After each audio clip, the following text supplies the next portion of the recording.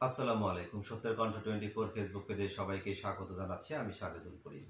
আজ শুক্রবার 17 অক্টোবর। শুরু করছি রংপুর থেকে প্রকাশিত আজকের কিছু সংখ্যক দৈনিক পত্রিকার সংবাদ শিরোনাম। প্রথমে হাতে রয়েছে দৈনিক আগামীর সন্ধানে।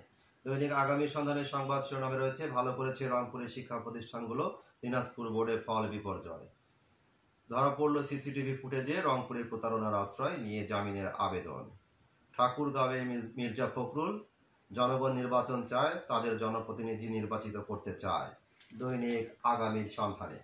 দৈনিক যুগের আলোয় সংবাদ শিরোনামে রয়েছে এইচএসসিতে পাশের হার 58.83%।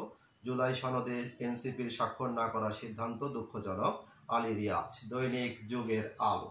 দৈনিক মায়াবাজারের সংবাদ শিরোনামে রয়েছে উত্তরাঞ্চলে শীত শীত ভাব, এলাকাবাসীর আগাম প্রস্তুতি।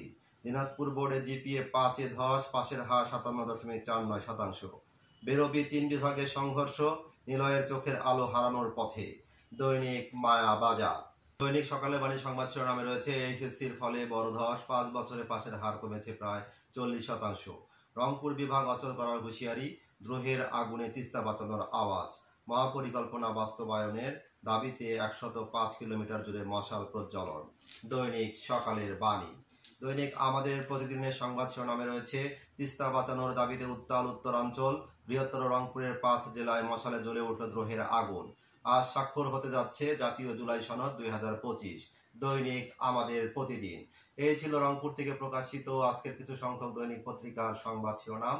নিয়মিত সংবাদ জানতে চোখ রাখুন সত্যের কণ্ঠ 24.com ও সত্যের কণ্ঠ 24 ইউটিউব চ্যানেলে।